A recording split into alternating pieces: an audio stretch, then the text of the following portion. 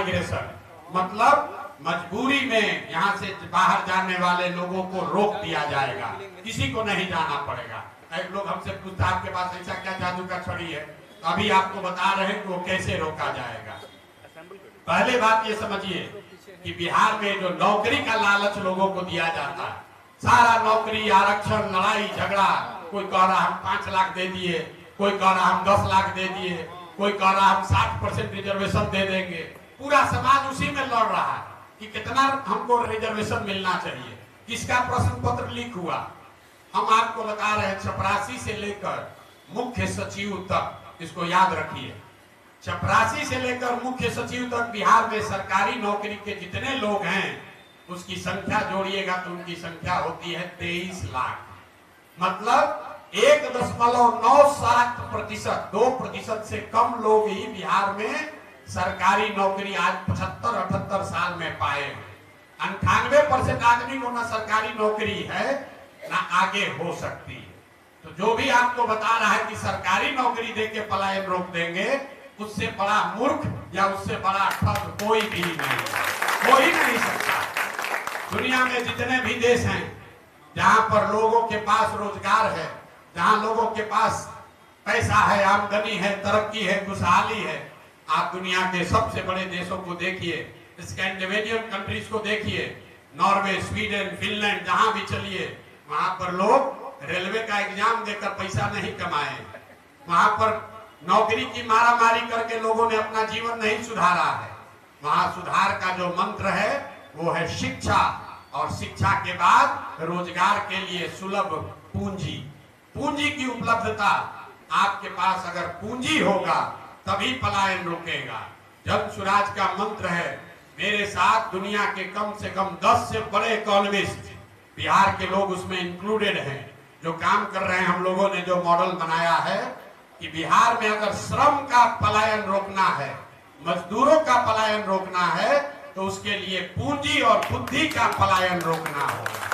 आपको जो मजदूर जाता है ट्रेन में बैठ के, वो पलायन दिखता है, लेकिन पूंजी का पलायन नहीं दिखता, बुद्धि का पलायन नहीं दिखता है। मैं आपको पूंजी के पलायन पर 2 मिनट आपका समय लूंगा, इसकी चर्चा बिहार में कोई नहीं करता है।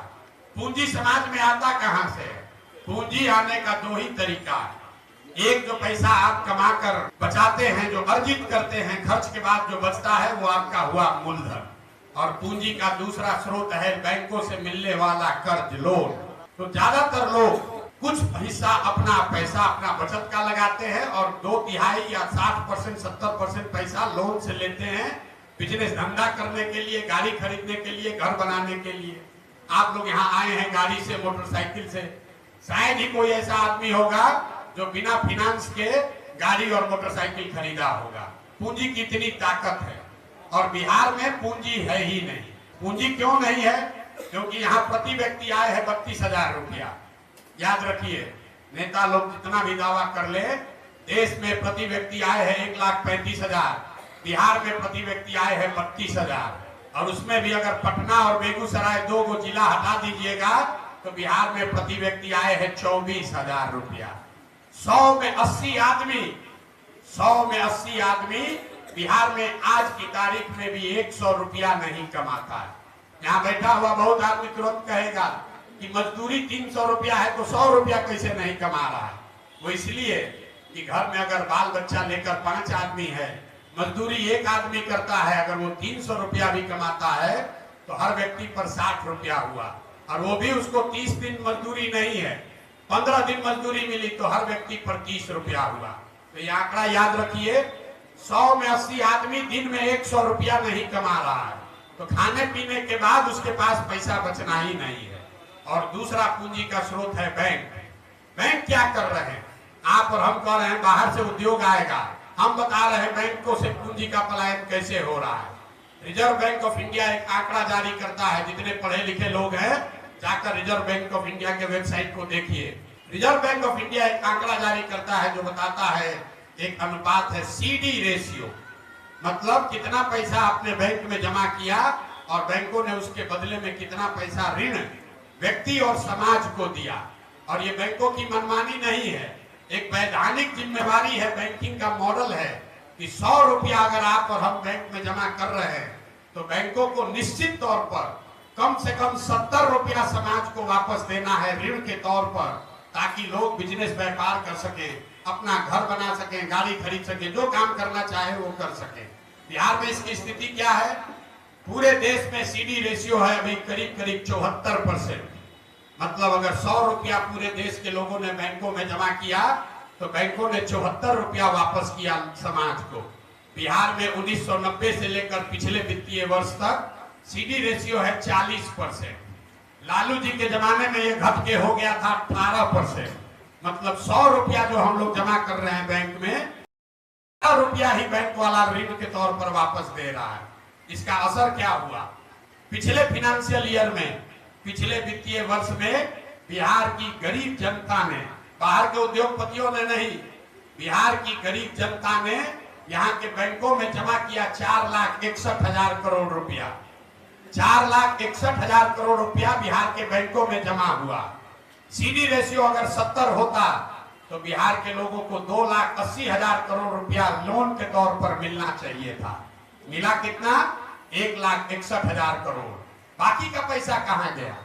बाकी का पैसा बैंकों ने यहां से उन राज्यों में ट्रांसफर कर दिया जहां उद्योग धंधे लग रहे हैं, जहां रोजगार है, जहां तरक्की है। गुजरात में, कर्नाटक में, केरल में, तमिलनाडु में, आंध्र प्रदेश और तेलंगाना में सीडी रेशियो 90 या उससे ज्यादा है। वहां के लोग अगर 100 रुपया जमा कर रहे हैं तो बैंक वाला 105 रुपया लोन दे रहा है, और बिहार की गरीब जनता 100 रुपया जमा करती है तो हमको आपको 35 रुपया 40 रुपया मिलता है। इसका नतीजा क्या हुआ? 1990 से लेकर पिछले फाइनेंशियल ईयर तक बिहार के बैंकों ने 26 लाख करोड़ रुपया, इसको ध्यान रखिए, कोई नेता, कोई पत्रकार ये बात नहीं करेगा, 26 लाख करोड़ रुपया बिहार के लोगों की जमा पूंजी बैंकों ने यहां से ट्रांसफर कर दिया दूसरे राज्यों में।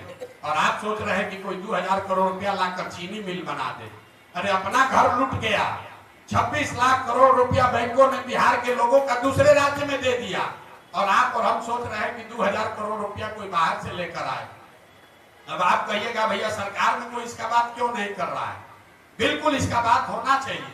आपकी जानकारी के लिए बता दें कि सीडी रेशियो को देखने के लिए मुख्यमंत्री की अध्यक्षता में कमेटी है, जिसको हर महीने बैठना है, जिसको ये सुनिश्चित करना है कि बैंक ये पैसा लोगों को दे।